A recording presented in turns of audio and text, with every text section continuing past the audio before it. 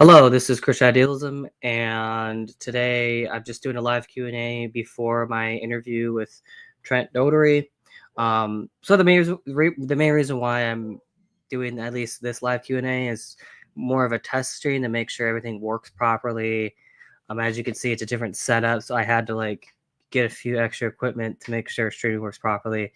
Because last time, my last stream, the Wi-Fi just did not work. So I'm solving that problem by having a direct connection from the router to my laptop. Hopefully that solves the problem, and we'll see how things go. I apologize for the dog barking, and I'm going to tell them to stop barking as soon as they leave. In fact, I'm going to leave right now. I'll be right back. Please send in your questions, and I'll try my best to answer them. Because there's a big stream going on later today. So at 5 o'clock, I'm going to be interviewing Trent Notary. um, so that's the big thing that's going to be happening. But in the meantime, if you have any questions, please send them in now, and then I'll go through them myself. And then maybe if there's certain questions that you have for Trent, you might be able to answer them, but we'll see. We'll see how it goes. But I need to check in with something real quick, so I'll be right back. But I just want to make sure that this stream is going well. Make sure that things are working properly. In fact, I'm going to check right now the stream on my end to make sure that it is working properly, and you guys can confirm whether it's working properly on your guys' end. That would be very helpful. But yeah, so that's where we're at. Anyways, I am now going to go and try to figure out the doc situation so that doesn't happen during the actual interview. Anyways, I'll be right back.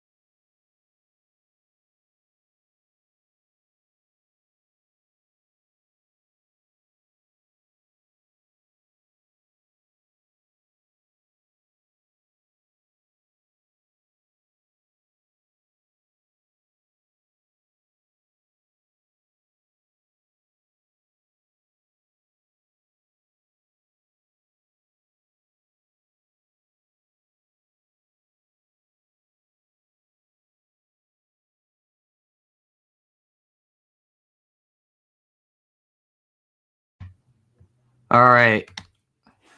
So everything's going well, and it looks like the stream is not crashing on me. So it looks like I've pretty much solved this problem that I ran into. Yeah, I'm actually very surprised. I did not expect I did not expect to actually fix the problem. I thought it would run into bigger problems, but I guess that's just not the case this time. So, anyways, with that in mind, I do want to sort of say thank you to you all that have, watched some of the stuff that I've been through. I deeply appreciate um, pretty much everything that you guys have done and watching my channel and to keep up with what I'm doing. I also want to say that I haven't been very active this past month because mainly of school. So I haven't found the time to make content like I normally would, and that's just because life happens, right? Things happen in my life, and I need to take care of them. And it's good to take a break, especially because I published a book on the problem of evil. It's called The Educated Matrix. And I'll talk a little bit about that in my discussion with Trent. But as for Trent's book, I have it right here. Where is it? There it is, right here. Right here.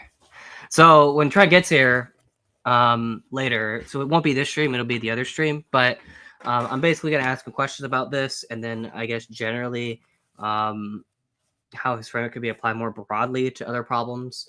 Not just animal suffering, but even other problems within the philosophy of religion, right? So that's going to be very helpful because I think this problem needs to be dealt with. This is the biggest objection that people have to God's existence, especially the animal pain version of this problem. So, the very fact that Trent is willing to come on and have a discussion with me on this is kind of, I really do appreciate it, and I will give him that thanks when he comes.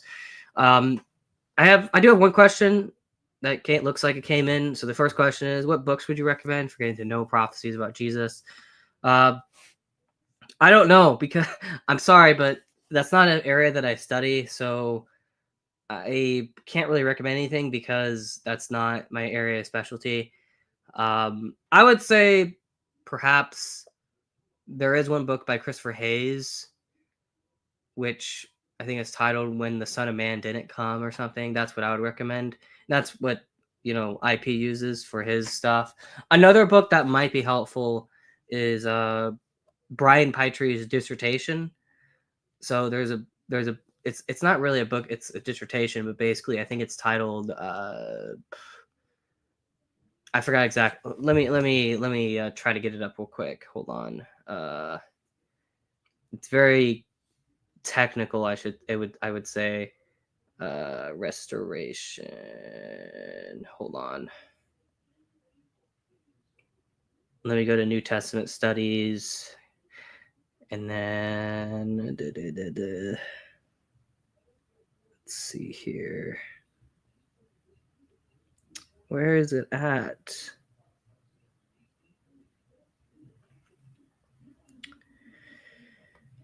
Where is it at?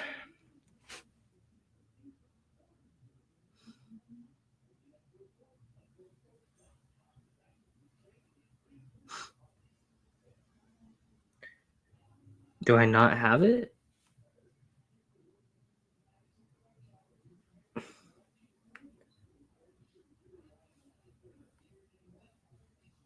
Okay, here's the book. So the book is titled Jesus, the Tribulation, and the End of the Exile. Restoration, Eschatology, and the Origin of the Atonement by Brian Pytre. Now, keep in mind, again, while this is a book, it's also a dissertation, so it's very technical. And I would say Pytre's dissertation is the best when it comes to this question. It's 700 pages, so bear in mind it's pretty long. Although 700 pages, you might sound like a lot, which it is. It's double space, so really it should be 400 pages if you were to condense it. But that's just how it is with dissertations. But that's what I would recommend. So my approach to the whole, you know, end of the age problem, the failed prophecy, because that's an argument that skeptics will bring up, right? The argument goes that Jesus made a failed prophecy. My entire approach to that is basically Brian Pytre's work on that. At least the core of it. That's what I would say. So yeah, that's basically my opinion. I'll be right back. By the way, I have to get another. There's something else I have to do real quick. And there doesn't seem to be that many questions coming in, so I'll probably end this stream early and just prep for the next stream. Because this was just more of a test stream. This wasn't like the actual stream. The big stream is going to come up at 5. But yeah, I will be right back. I have to go grab something real quick. And then once I do, then I'll continue answering your questions. So please send in your questions, and I'll try my best to answer them. But I will be right back.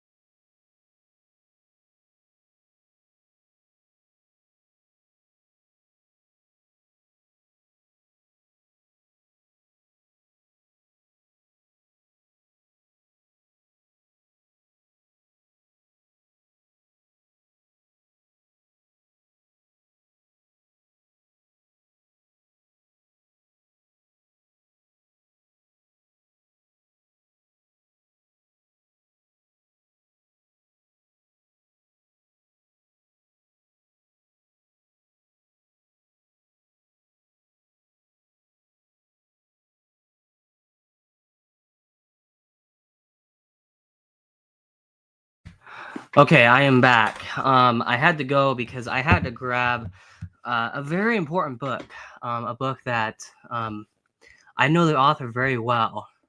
In fact, I know the author so well that I am the author. It's this guy right here. um, so, any books on Solution to Divine Heinous? Well, you could get my book because I wrote a whole section on that. So, if you want to, I'm not trying to self-advertise, but I guess kind of am. So yeah, if you want a good book on a solution to divine hiddenness, you can get this one. Even though it's not exclusively on divine hiddenness, I do provide a solution to it. At least given, my overall theodicy. There is another book. Let me see if I can find it. So the only other book that I have, at least in hard copy, is this one. It's by Daniel Howard Snyder and Paul Moser. It's called Divine Hiddenness New Essays. This is another good one, although this doesn't really present a solution. It sort of just, tackles the problem from different angles. Let me see. Yeah, I mean, specifically divine hiddenness, that's what I would say. Let me see here real quick. Yeah, because most of the, in my opinion, I think if you can solve the problem of evil, then you have, you've basically solved all the other problems, in my humble opinion. So yeah, again, people are gonna disagree with me on that, but yeah. Actually, hold on. I gotta turn on the lights real quick because it's gonna start getting dark where I'm at. So let me do that real quick. Hold on.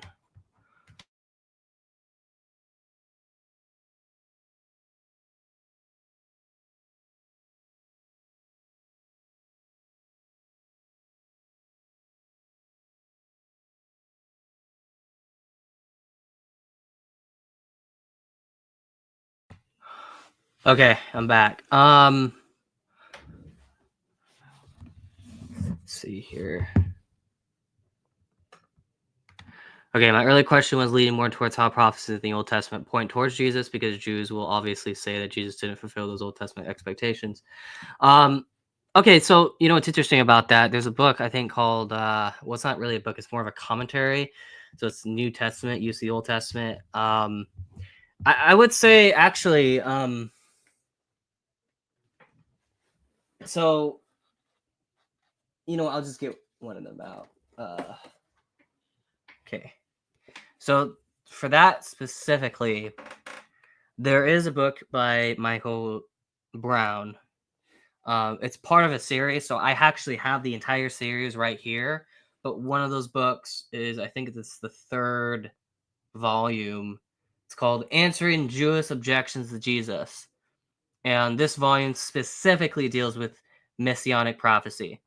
So this is what I would recommend in case you want a good response to what the Jews have to say. Now, of course, there are certain, I guess, Jews have responded back to him, at least partially. I don't think they do it in a very good way. To be quite honest, I think Judaism doesn't work without Christianity. I think if you're going to be that's just my opinion.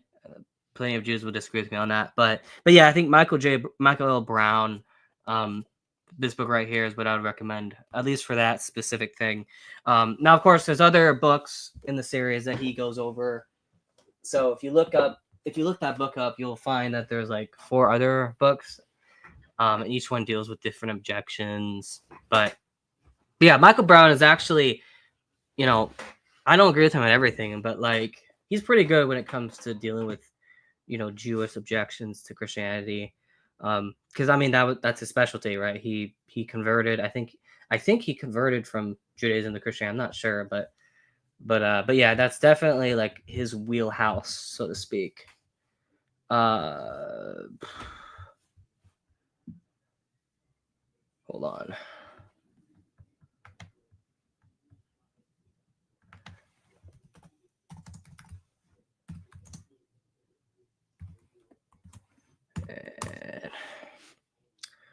Hold on. Someone is trying to message me. Give me a second.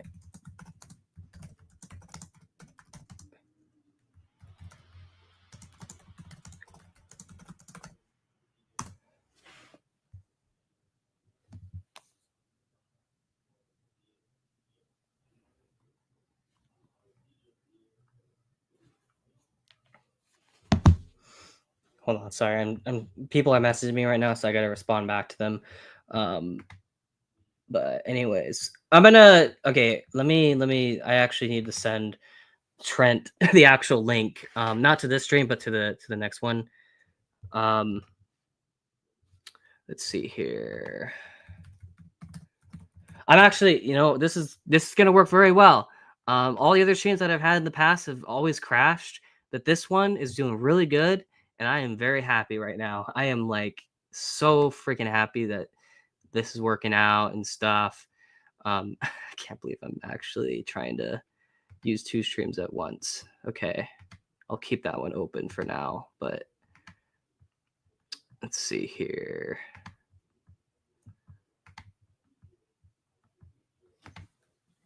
Here is the one.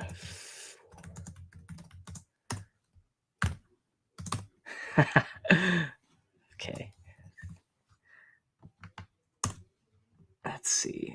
I gotta actually message Trent right now because he's probably wondering like, what are you doing? There we go. Okay. Well, he's not gonna join this one. He's gonna join the next one. So if you're watching this, just when the time comes, you can transfer over. But yeah.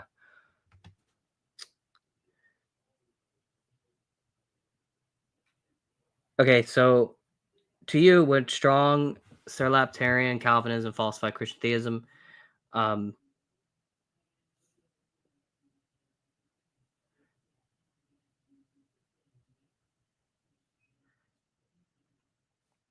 see here. Hold on. I'll answer your question in a minute, but Trent is actually trying to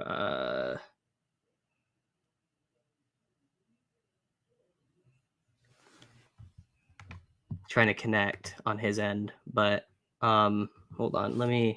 I'll be right back. There's a technical difficulty that Trent is dealing with, so I'll be right back. Hold on.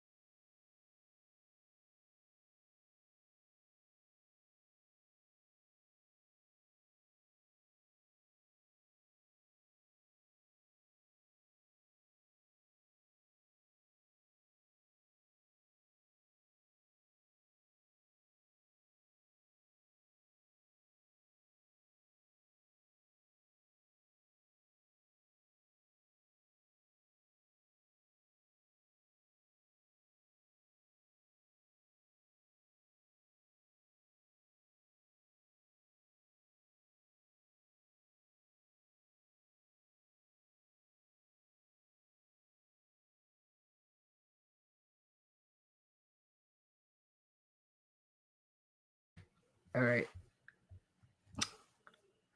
Let's see here. I'm just making sure everything works for him.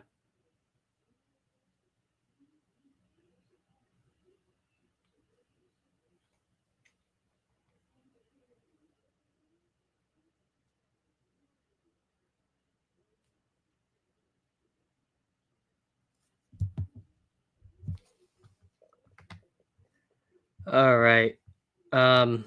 Sorry about that, guys. I had to make sure. Apparently, Trent is having some difficulties on his end, but we'll get that sorted out for sure.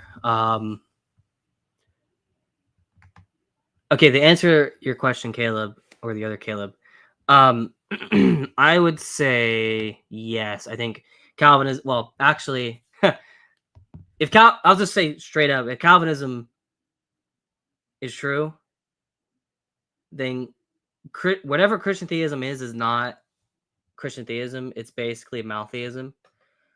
I think God would basically be an evil deity.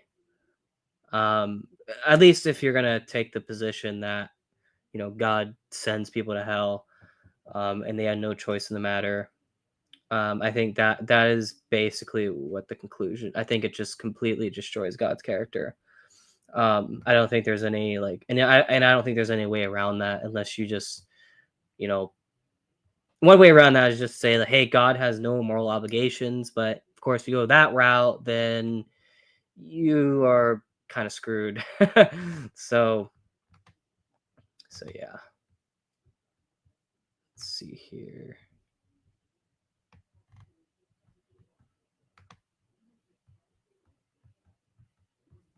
Just want to make sure this goes to the right one. Okay. Oh, I'm actually double down. Let's remove him. I'm gonna remove myself. Leave studio. Okay. We're good. We're good. Sorry guys, I had to check on something. So yeah, that's my opinion. Okay, there we go. Have you heard of Andrew Loki's book or David Jelly's book on the resurrection? So I haven't read, although I do have a digital copy of Loki's book. I haven't read it.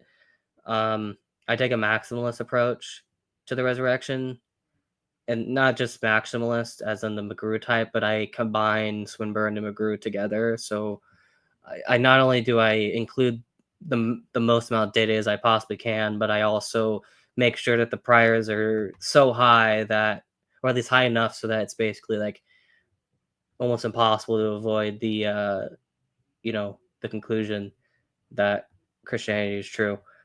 So yeah, I basically boost up the priors to a point where the probability of Christian theism is almost equivalent to the probability of bare theism. Um, that's a controversial take, but I think that's what I'm willing to do. I'm willing to make the priors so high that basically the only reasonable conclusion at that point is the resurrection. Five, five favorite historical and modern philosophers, if any, in any order.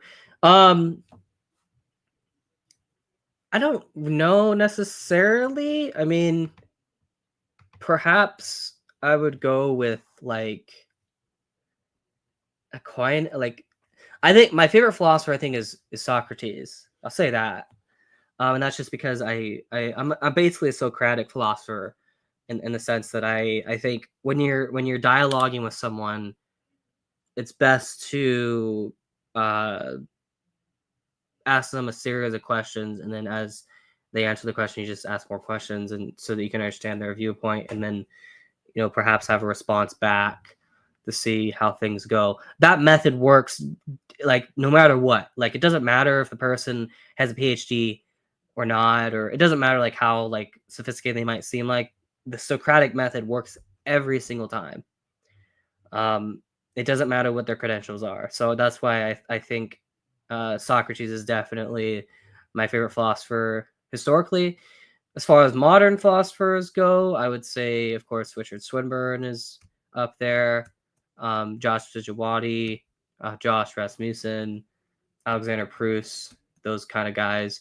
Although I've been liking more of some other philosophers, like I forgot his. I think it's E.T. James. Although he only wrote like 2 books, but his stuff on probability theory has greatly influenced me a lot. Um, so yeah, that's what I would say. I don't have an exact list, but that's sort of the approach that I would take. So um, yeah. Well, that's the problem, right? If you're gonna if you're gonna say that, oh well, Satan is God's tool. Well, okay, well, at that point, then like is God really fighting Satan at that point? Like, I mean, here's the thing. Like, there's one sense in which you could say, hey, God is using Satan for a greater good. Okay, I understand that, right? But to say that actually, oh no, um, not only is God like, no, God's not using Satan for greater good. Rather, he's literally using Satan to ensure that certain people are, like, in hell or something. Okay, well that's where it's gonna be problematic. So, yeah. How do you raise the price so high? Um, so that's a good question. I think most of that's gonna come down to your model, what Baratheism is. So I developed a model in my book, The Educated Matrix, where I think my model explains all the data. And then as far as like it being connected to any religion in particular, that's going to come down to like certain actually logical considerations, like, because once you have a model, so this is the important thing. Once you have a model of what Baratheism entails, then you can use the same model to extrapolate and then apply it to specific religious doctrines. And then I think most of that is just going to come down to, okay, like, what's God's relationship to Jesus, right? Because we can understand Jesus, as a purely historical person, right? I mean, obviously, I think Jesus existed, and I think it's pretty irrational to deny that he existed. So, like, I think most of that's just going to come down to, okay, well, how probable is it that God would become incarnate? Like, does he have a good reason to do that, right? And if those reasons that God has for becoming incarnate are the same or similar reasons that God would have to, create a world or, stuff like that, okay, well, then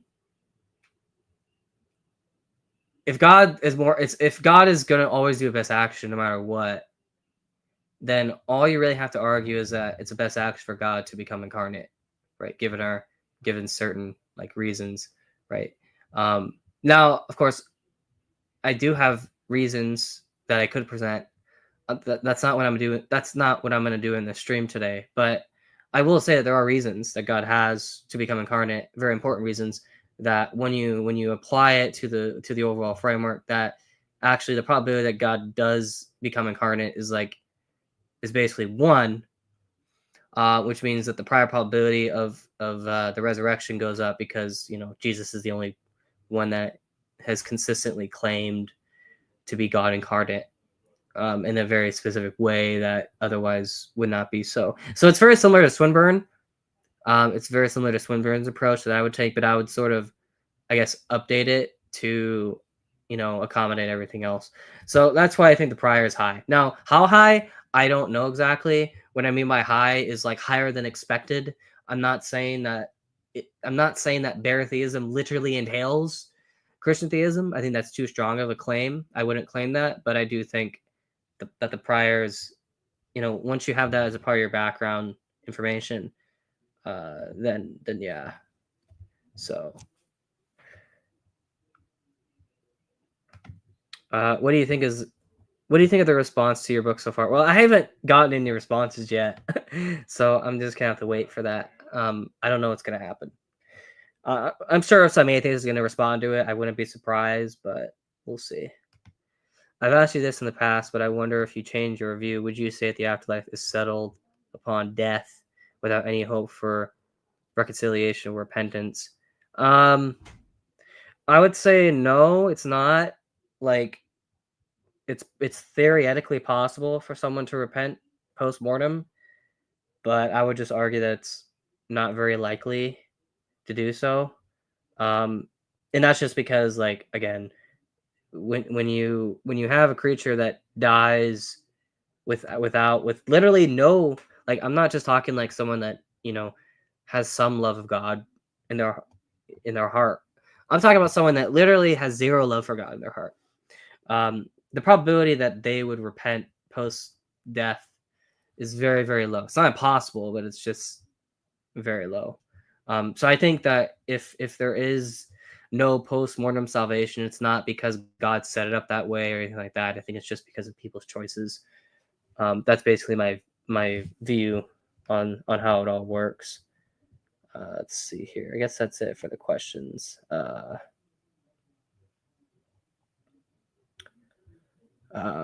yeah. Let's see how much time. Okay, I'm gonna end the stream in 10 minutes. Because I need to set up Trent stream. So, but please send your last questions, and I will try to answer the best I can. But yeah, this is gonna be a very interesting. So the next stream that's gonna happen, start at 5. It's gonna be very interesting because I'm going to have Trent Dowdery on. We're gonna talk about a lot of things. I didn't even necessarily prep questions to ask him. I'm just gonna have a general conversation to see like what his approach is to this problem. Because like I don't know about you guys, but like Trent is probably the best philosopher when it comes to the problem of evil. Like I'm not joking when I say that. I think his work has like this book that I wrote would not exist without him.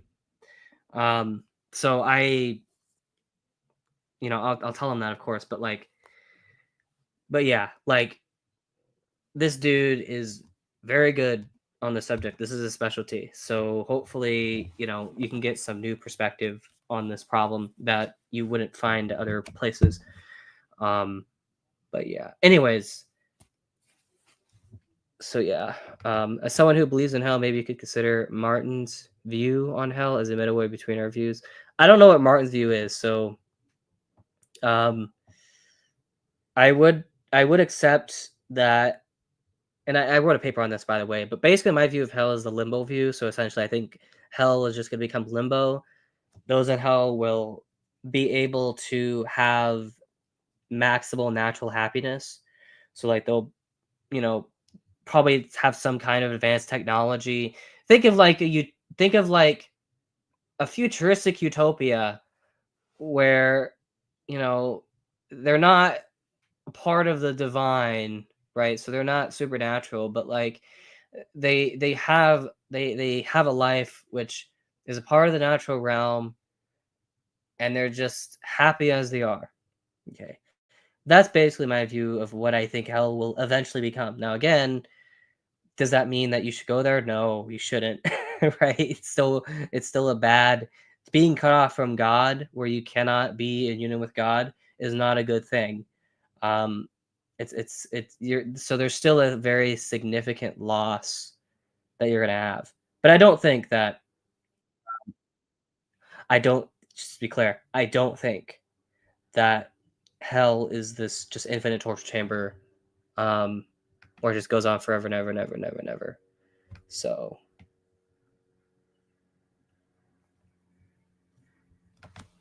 anyways, I have to go. Trent just messaged me. So I guess we're gonna have to check on technical stuff before. So unfortunately, I won't be able to answer all the other questions that we have. Okay. Well, that's my view. So yeah, of course, it includes punishment at the beginning. Like that's basically my view. I think there's going to be some kind of punishment that those in hell are going to have to go through. I would just say that it's not it's not a never ending punishment. I think it does come to an end, but it's anyways, that's all I have to say. I have to go because I have to set up this for the next stream. But thank you guys for listening. Thank you guys for watching, and have a nice day.